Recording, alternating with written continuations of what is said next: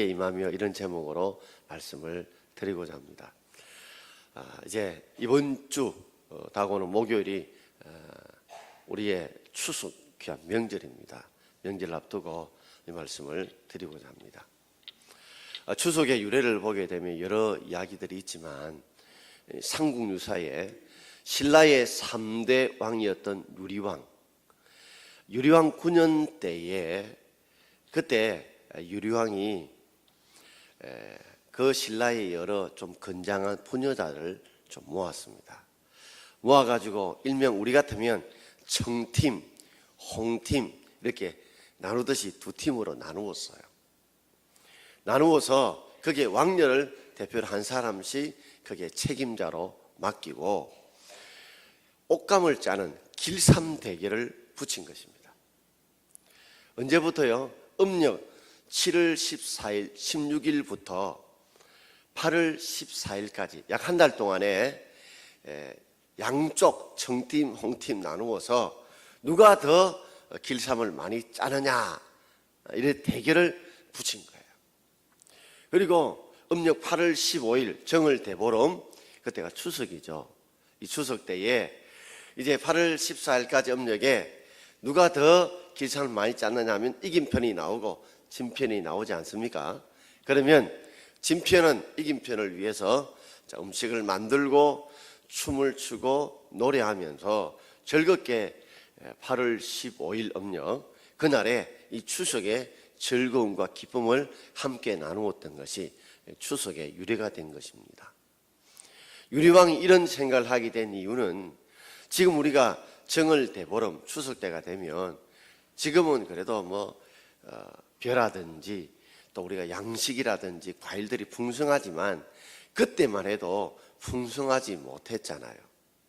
그래서 이런 한 달 동안의 길삼 대결을 통해서 유리왕은 우리가 열심히 부지런하게 근면하게 일을 하게 되면 좋은 옷감이 만들어지듯이 많은 옷감이 만들어지 땀의 대가가 노력의 대가가 좋은 것으로 오게 된다는 거, 그것을 그들에게 가르치고자 했고요. 또 한 가지는 이제 음력 8월 10월 추석이 되어도 제대로 많은 것을 누리지 못하지만 열심히 대결을 통해서 그날 하루만큼이라도 왕이 많은 것을 좀 베풀어서 나누어서 그동안에 먹고 싶은 것 먹지 못했고 즐거움을 함께 누리지 못했던 자에게 좀 맛있는 것도 먹게 하고 흥을 돋구고 또 춤을 추고 노래하면서 그날을 즐겁게 이렇게 놀면서 하나 될 수 있는 그런 장을 만들었던 것이 바로 추석의 유래라고 합니다. 우리가 추석하면 가을추 저녁석, 가을 저녁이잖아요. 그처럼 8월 15일 날에 함께 보름달을 보면서 즐겁게 보내는데 우리 한글 말로는 한가위라고 부릅니다. 한이라는 뜻이 크다는 뜻이고 가위라는 것이 가위라는 것이 아니고 가운데라는 뜻이에요. 그러니 이 추석에 큰 정월 같은 보름달이 제일 크죠. 보름달이 제일 큰 그 한가운데가 한가위다 했습니다. 이 한가위는 중국의 중추절이라는 그 이름의 의미에서 옮겨왔다고 볼 수 있습니다. 중국에서는 가을을 우리가 세 개로 나눕니다. 음력 7월을 맹추, 맹추 같다 할 때 맹추. 그리고 음력 8월을 중추, 버금중, 가을추. 그러니까 가을의 중심이다 이 뜻이에요. 음력 9월은 개추 이래 부릅니다. 그래서 이 가운데, 가을 중에서도 이 중추, 가운데에 있는 가을에 대해서 중추절. 그리고 한가위는 큰 한가운데에 있는 가을이다. 그래서 한가위라 부릅니다. 우리가 그렇게 말하죠. 야, 8월 한가위만 같아라. 아니, 이 8월은 음력 8월을 말해요. 그래서 음력은 양력보다 한 달이 늦잖아요. 그래서 이 한가위 때는 그리 풍성함을 나누듯이 그런 풍성함을 기원했던 것이 바로 우리 한가위 추석의 유래가 되겠습니다. 그런데 추석 때가 되면 이제 온 식구들이 함께 다 모입니다. 흩어진 가족들이 함께 모입니다. 그래서 그들이 수고했던 그 노력의 대가를 함께 나누고 조상들의 도움에 대한 감사하는 마음을 가진 것, 그게 추석이죠. 그런데 우리가 기억할 것은 조상이 우리에게 복을 주는 건 아닙니다. 사람은 다 피조물이에요. 세상의 모든 건 다 피조물이고 창조주는 하나님이십니다. 명당을 잘 잡으면 뭐 조상이 복을 준다는데 사람은 복을 주는 자가 아니에요. 복을 주시는 분은 하나님만이 주실 줄 믿습니다. 추석은 우리가 그 조상들 은혜에 감사하고 온 가족이 함께 모여서 수고하고 격려하며 힘을 얻는 좋은 단합의 시간이지만 조상이 복을 주는 시간은 결코 아니라는 겁니다. 원래 제사제도는 우리나라에 없었습니다. 우리나라 역사를 쭉 살펴보면 이 제사라는 말은 고려 말에 처음 나옵니다. 고려 말에 성약이 들어올 때 제사제도도 함께 들어왔어요. 그러다가 허지부지 되다가 그때 태조 이성계가 구데타를 겨려서 이시조선을 세운 겁니다. 세우면서 자기의 정통성을 근거하기 위해서, 부여하기 위해서 제사제도를 땡긴 거예요. 그래서 부모를 잘 섬기듯이, 조상을 잘 섬기듯이 왕을 잘 섬겨라 하는 의미로 제사제도가 고려 말에 와서 이시조선 때에 우리나라에 자리 잡게 되어진 것입니다. 자, 오늘 저는 복을 주시는 분이 누구신지 한 세 가지로 생각해 보려고 합니다. 자, 첫 번째는 누가 복을 줍니까? 우리 1절과 2절의 말씀을 함께 읽어보겠습니다. 내 하나님 여호와께서 너를 세계 모든 민족 위에 뛰어나게 하실 것이라. 이 모든 복이 내게 임하며 내게 이르리니. 그랬습니다. 내 하나님 여호와께서 우리에게 복을 주시는데 그 복을 표현하기를 너를 세계 모든 민족 위에 뛰어나게 하실 것이다. 이건 사람이 줄 수 있는 게 아니죠. 세상에 얼마나 많은 민족들이 있습니까? 얼마나 많은 백성과 사람들이 있습니까? 그 모든 백성 민족들 중에 뛰어나게 하신다. 이거는 사람이 줄 수 있는 게 아닙니다. 그러므로 사람이 열심히 일을 해서 최선을 다해 땀 흘리고 수고해서 자신이 복을 얻을 수 있습니다. 그러나 세계 모든 민족에 뛰어날 수 있는 이런 복은 사람이 줄 수 있는 게 아니라 하나님만이 주실 수 있다는 것을 표현해 놓고 있는 겁니다. 그러니 우리에게 사람이 감당할 수 없는, 사람의 수고와 노력으로 얻을 수 없는 그런 큰 복을 주실 수 있는 분이 누구라고요? 우리의 하나님 여호와, 천지를 창조하신 스스로 계신 여호와 하나님께서 그런 복을 주실 수 있다는 것입니다. 그리고 이 모든 복이 오늘 3절부터 6절까지 뒤에 복이 나오는데요, 여러 모든 복들이 내게 임하며 내게 이른다. 우리 하나님이 모든 복을 주실 수 있는 분인데 이 복이 오늘날 우리 모두에게 임하고 이른다는 말이에요. 임한다는 말은 무슨 말인지 하면 도착한다는 말이에요. 여러분, 우리가 택배를 딱 붙이고 나면 그 집에 딱 그 짐들이, 선물들이 도착하지요. 그처럼 하나님께서 우리에게 그런 복을 택배로 보내주시는 분이고, 내게 이르리니 이 말은 그것이 거기에 가져다 준다는 말이에요.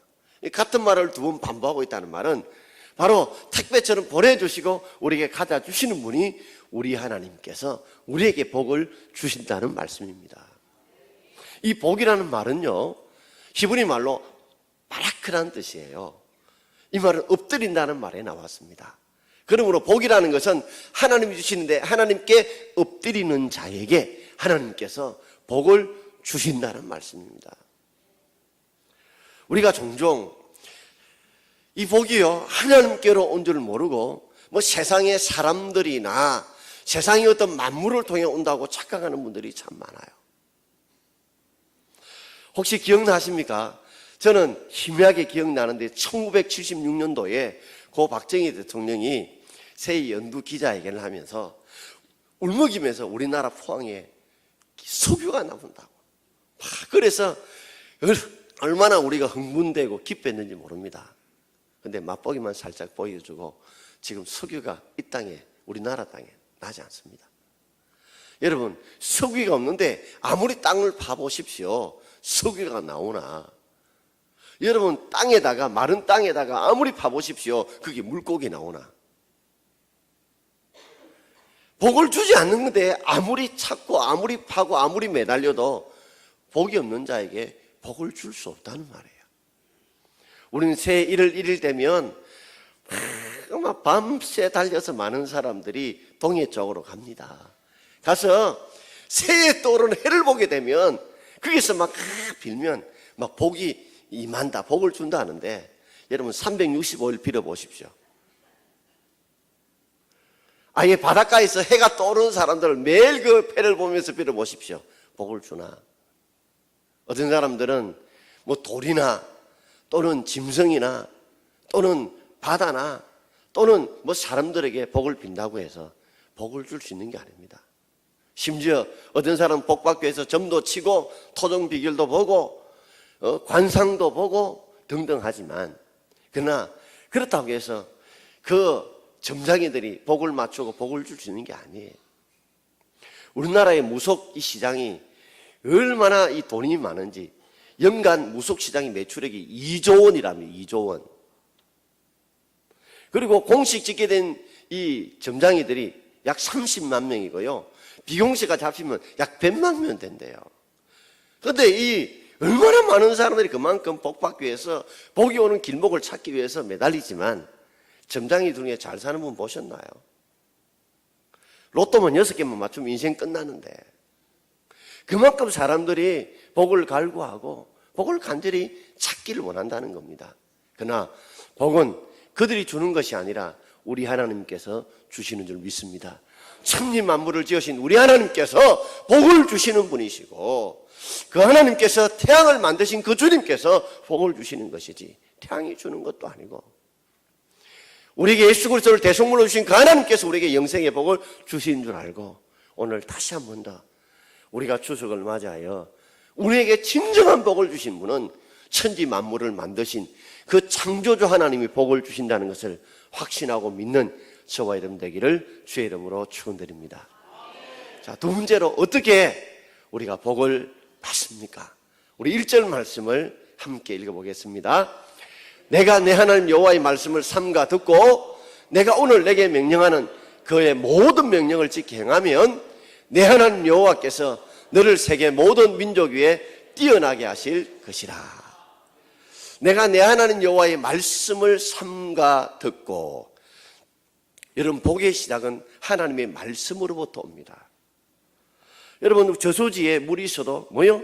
파이프를 통해서 집안에 물이 들어오듯이 복의 통로는 하나님의 말씀을 통해 옵니다. 그래서 우리가 예배를 드릴 때 하나님의 말씀을 듣는 이유도 바로 이 말씀을 통해서 이 하나님의 복이 임하여졌기 때문에 우리가 정신을 바짝 차리고 예배 시간에 하나님 말씀을 들어야 되고 우리가 틈틈이 하나님 말씀을 읽어야 되는 이유가 바로 하나님 말씀을 통해서 복이 온다는 거예요.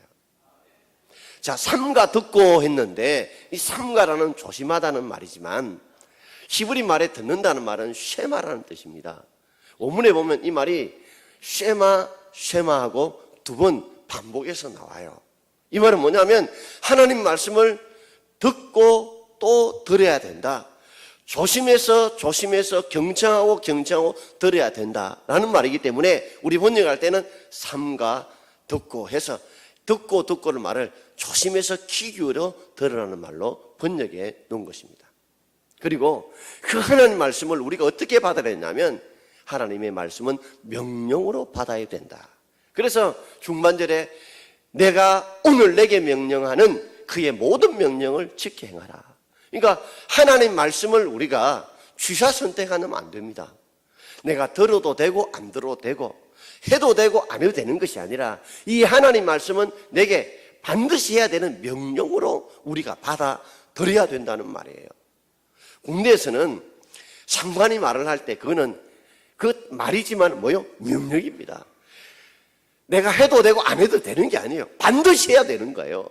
그래서 하나님 말씀으로 보기 시작되지만 내가 들을 때에 그것을 명령으로 받아들여야 돼요. 그것을 어떤 명령이요? 내게 명하는, 내게 주시는, 내게 명령하시는 그 모든 명령으로 내게 받아들여야 돼요. 사람들은요, 다른 사람들에게 이야기하는 거는 우리가 홀로 들을 수 있어요. 그러나 내게 주시는 말이라면요, 내게 명령하는 귀를 기울여 드려야 돼요. 회사 생활할 때도요, 예를 들어가 이대리 이과장 있으면 대리에게 말할 때도 있고 직원에게 말할 때 과장에게 줄 때가 있는데, 그것을 내게 주는 말임에도 불구하고 마치 다른 사람의 말처럼 잘못 들어버리면 그 인생은 끝장이 나는 거예요. 마찬가지로 오늘 여러분들이 하나님 말씀을 들을 때 명령으로 받되 내게 주시는 명령으로 받을 수 있기를 주의 이름으로 축원합니다. 그래서 헬라 말에는 기록된 글자의 성경을 로고스라고 부르고 내게 주시는 말씀을 내 말하고 부릅니다. 오늘 우리가 왜 정신을 차리고 말씀을 들어야 되냐면 복의 시작이 뭐요? 하나님 말씀으로부터 오게 되는데 그 말씀을 내가 어떤 마음으로요? 하나님의 명령으로 받아들이고 그 명령 중에서요 내게 주시는 모든 명령으로 우리가 받아들일 수 있기를 바랍니다. 그리고 이 명령은 들으라고 주신 것이 아니에요. 듣는 건 시작입니다. 그걸 어떻게 해요? 지켜 행해야 됩니다. 순종해서 지켜 행해야 됩니다. 그것이 복의 마지막 종점인 거예요. 그리고 복의 시작은 하나님 말씀을 듣는 것이 시작하지만 복의 마무리는 뭐예요? 하나님 말씀을 지켜 행하는 것입니다. 그럴 때 누구께서요? 내 하나님 여호와께서 말씀을 주신 그 하나님께서 어떻게 해요? 너를 세계 모든 민족 위에 뛰어나게 하실 것이라는 복을 주시는 줄 믿습니다. 오늘도 이 복은 계속 현재 진행입니다. 오늘도 그 말씀을 듣고 지켜 행하는 자에게 하나님 이 모든 민족에 뛰어난 복을 주신다는 거예요. 유대인들은 이 말씀을 그대로 믿었습니다. 유대인들은 우리 민족의 3분의 1 정도도 안 돼요. 그런데도 여러분 아시잖아요. 노벨상, 그 상의 약 25%는 다 유대인들이 지금 차지하고 있어요. 그리고 특별히 세계 경제학상, 이 경제 노벨상은요 약 40%가 유대인들이에요. 그리고 세계를 자주유하는 미국 월가, 미국의 억만장자들의 약 40%가 그 얼마 되지 않은 유대인들입니다. FRB라고 하는 세계연방준비제도 이사회 의장, 경제대통령이라고 부르죠. 전현직 의장이 다 유대인이에요. 우리는 대법관이요, 이 정년제잖아요. 몇 년 지나면 물러나야 되지만 미국은 이 연방 대법원엔 9명밖에 없어요. 9명밖에 없는데 종신직입니다. 죽을 때까지 해요. 그런데 그 9명 중에 3명이 유대인입니다. 미국의 3대 신문, 3대 방송사 다 유대인들이 설립했거나 지금도 지고 있어요. 그래서 중동정쟁이 일어나면 이 세계의 경제와 방송과 언론을 다 그들이 지고 있기 때문에 결국 미국은 중동의 전쟁이 날 때 이스라엘 편을 들 수밖에 없다는 거예요. 그러니까 유대인들이 사실 얼마 되지 않지만 세계 모든 민족에 뛰어나게 하나님이 그렇게 만들어준다는 걸 믿고 그들이 살아간다는 거예요. 오늘 2절에는 한 번 더 이렇게 강조하고 있죠. 자, 2절 말씀 우리 함께 읽어봅시다. 내가 내 하나님 여호와의 말씀을 청종하면 이 모든 복이 내게 임하며 내게 이르리니. 아멘. 내 하나님 여호와의 말씀을 청종한다. 이 청종한다는 말은 우리 한자로 들을 청, 따를 종입니다. 듣고 따르는 거예요. 많은 사람들 중에 듣기는 잘 듣는데 따르지 않는 사람들이 많아요. 우리도 우리 자녀들에게 종종 심부름 시키죠. 하면 야 이거 뭐 좀 사왔나? 예 해놓고 안 사와요. 오늘 이거 미리 공부 좀 해라. 예 해놓고 안 해요. 말은 막둥이처럼 잘하는데 듣기만 듣고 행하지 않는다면 그거 아니죠. 그러니까 결국에는 잘 들어야 그 들은 대로 따르는 거, 그게 청종이죠. 그런 자에게 이 모든 복이 임하여진다고 말씀하고 있는 겁니다. 그러니까 복은 주시는데 누구에게 주느냐? 하나님의 말씀을 청종하는 자에게만 복을 주신다는 겁니다. 마치 우리 같으면 비가 올 때 옛날에는 다 같이 오지만 어떤 데는 집중호우가 올 때죠. 그 지역만 딱 비가 내릴 때 있어요. 하나님의 복은 마치 집중호우가 같아요. 모든 자에게 두시지만 특별한 은혜는 그들을 향해서, 즉 하나님의 말씀을 잘 삼가 듣고 그 모든 명령을 지켜 행하는 자에게 하나님의 복을 부어주시는 줄 믿습니다. 여러분. 자, 마지막 세 번째로, 그렇다면 어떤 복을 받느냐? 오늘 3절부터 6절까지 기록되어 있죠. 우리 함께 읽어보겠습니다. 성읍에서도 복을 받고 들에서도 복을 받을 것이며 내 몸의 자녀와 내 토지 소산과 내 짐승의 새끼와 소와 양의 새끼가 복을 받을 것이며 내 강두리와 떡반죽 그릇이 복을 받을 것이며 너가 들어와도 복을 받고 나가도 복을 받을 것이니라. 아멘. 성읍은요, 사람들이 사는 마을이죠. 그러니까 사람이 막 붐비는 곳이에요. 또 들판은 어때요? 사람들이 별로 없어요. 성읍에서 복을 받고 들판에서도 복을 받는다는 말은 사람이 많이 모이든지 적게 모이든지 간에 하나님이 하나님의 말씀을 지켜 행하는 자에게 그 장소와 환경의 구별 없이 하나님 복을 주신다는 걸 말하고, 내 몸에 자녀가 복을 준다는 말은 내 후손들이 자녀를 잉태하고 출산하며 잘 되는 이 후손들, 자손들의 복을 말하고, 토지의 소산은 농사진장의 농사가 잘 되는 복을 말하고, 그리고 내 짐승의 새끼와 소와 양의 새끼가 복을 받는 목축하는 자들의 그 생업이 잘 되는 걸 말해요. 그러니 하나님의 말씀을 잘 지켜 행하는 자에게 하나님께서는 자녀의 복, 후손의 복을 주시고, 그리고 그의 생업에 농사 짓는 농사 짓는 자, 목축을 짓는 자들에게 하나님께서 복을 주시겠다는 말씀이에요. 그리고 내 강두리와 떡반죽거리 복을 받는다 말은, 강두리는 어떤 거예요? 이 음식이나 과일들을 그죠? 담거나 저장할 때 쓰는 게 광주리잖아요. 떡반죽 그릇은 그들은 주로 음식을 전병처럼 빵을 먹고 이래, 우리 같으면 지짐이라고 그러죠. 파전 같이 그렇게 퍼져가지고 떡처럼 만들어가 먹잖아요. 그러니까 음식을 반죽하는 그릇. 그러니까 이 과일이라든지 또 음식을 만드는 그릇에 복을 주겠다는 말은 그들의 생업에 먹을 것에 풍성함에 복을 주겠다는 말이고, 내가 들어와도 나가도 복을 주겠다는 말은, 받겠다는 말은 바로 하나님 우리의 출입에 모든 일 할 때마다 지키시고 도우심으로 하나님이 함께 하심으로 복을 주겠다는 말이에요. 그러므로 이 말씀은 뭘 말하냐면, 하나님이 우리의 세밀한 곳곳까지 하나님께서 우리에게 택배를 보내듯이 말씀을 삼가 듣고 그 명령을 지켜 행하는 자에게 택배 보내듯이 그렇게 복을 보내주시고, 그 물건이 주님이 가져오셔서 우리에게 주시듯이 그렇게 도착하게 만들어 주신다는 말이에요. 오늘 사랑하는 성도 여러분, 우리는 다 이런 복을 받기를 원하고, 또 저와 여러분이 이런 복을 받기를 소원합니다. 우리가 복을 소망하는 게 잘못된 게 아니에요. 우리가 복에 관심을 가지기보다는 복을 주신 하나님께 관심을 갖고 그분의 말씀을 삼가 듣고 지켜 행하면 복은 따라오는 것이지, 복을 찾기 위해 하나님 믿는 게 아니라는 거예요. 그래서 사람들 우상을 섬기는 우상에 관심이 없어요. 그 주는 복에 관심이 있어요. 그러나 우리는 달라요. 우리는 하나님께 관심이 있어요. 그 하나님 관심을 가질 때 하나님께서 우리에게 복을 주시는 것입니다. 구름이 모이게 되면, 때가 되면 비가 오듯이 우리가 하나님 말씀을 삼가 듣고 그 모든 명령을 지켜 행하면 마치 구름이 모이듯이 모이게 되면, 때가 되면 그것이 하나님의 복이 우리에게 임하여지는 것입니다. 무엇보다도 우리 성도님들 마음속에 말씀을 듣기만 하는데 그치지 않았으면 좋겠어요. 복의 시작은 말씀으로부터 옵니다. 그래서 예배 시간 눈을 시뻘게 뜨고 정말 그 말씀을 내게 주시는 명령으로 받는 그런 열정이 있는 자들에게 그게 하나님의 은혜가 임하는 거예요. 말씀으로 시작하는데 말씀을 제대로 듣지 못하고 말씀을 제대로 깨우치지 못하고 알지 못한다면 내가 지키긴 지키는데 엉뚱한 걸 지켜서 잘못되어질 수 있기 때문에, 그래서 예배 때에는 정말 우리가 이 예배를 위해서 좀 피곤하고 힘들지만은 이 시간에 잘 예배드리기 위해서 시간들을 우리가 잘 조절할 필요가 있다는 거예요. 그리고 이 말씀을 잘 지켜 행하십시오. 저도 어떤 데는 하나님이 말씀하시는 것들을 보면, 야, 이걸 내가 어떻게 지킬 수 있냐, 어떻게 감당할 수 있어, 이런 생각이 들 때 있습니다. 그런데 어떤 데는 하나님 내 마음에 그런 감동을 주세요. 은혜를 주세요.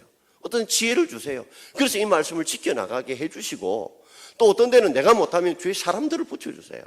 그래서 그분들의 도움을 통해서 일을 이루어가게 만들어 주시더라는 거예요.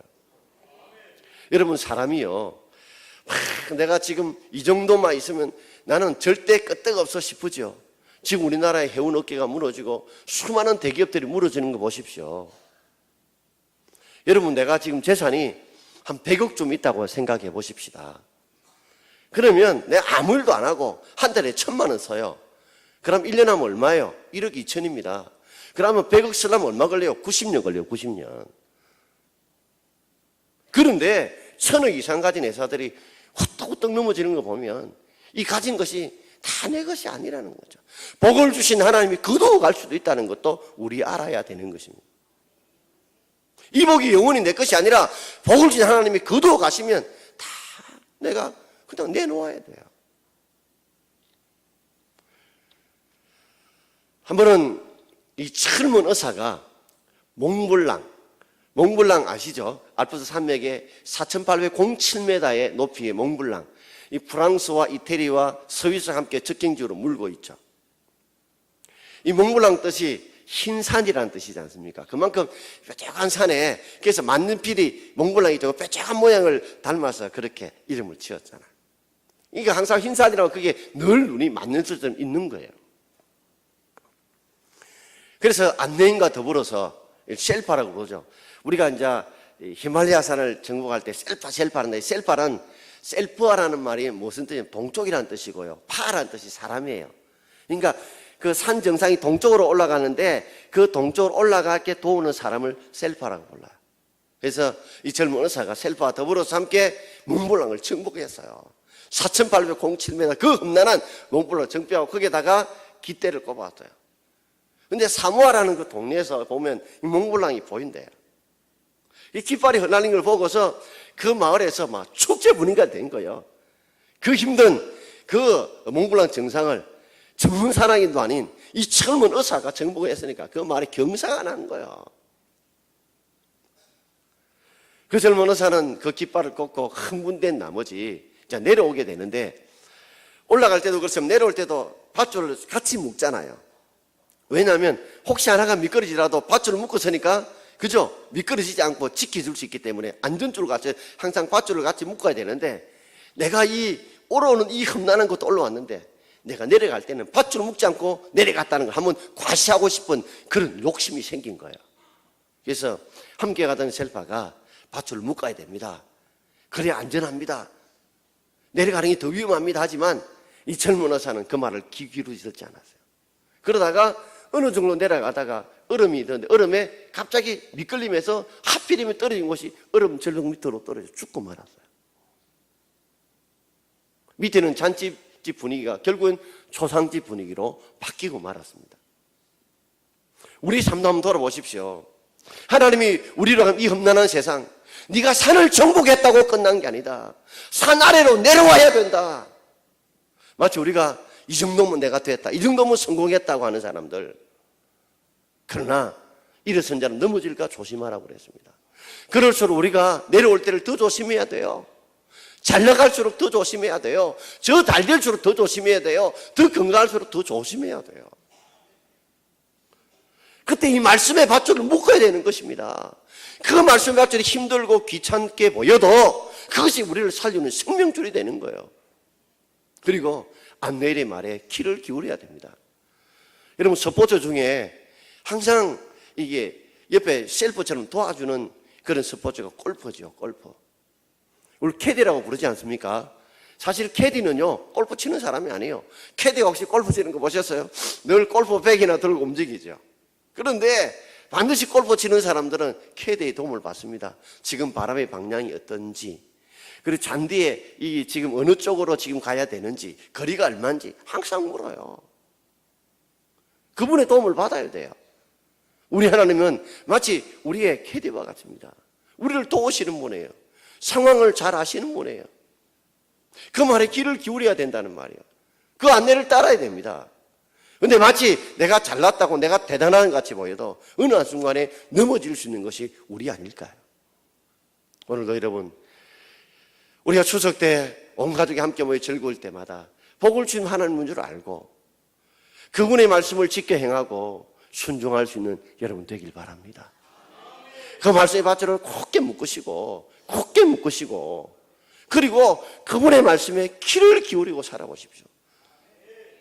오늘 이 신명기 28장 1절 6절 말씀을 여러분 타이핑을 좀 하셔가지고 차에도 붙여놓으시고 또 공부하는 곳에도 붙여놓으시고 사무실에 붙여놓으셔서 자주 읽으시면서 이 말씀을 내게 주시는 말씀으로 한번 받아보십시오. 저는 끝으로 이 봉양 장로님 이야기를 하고 마치고자 합니다.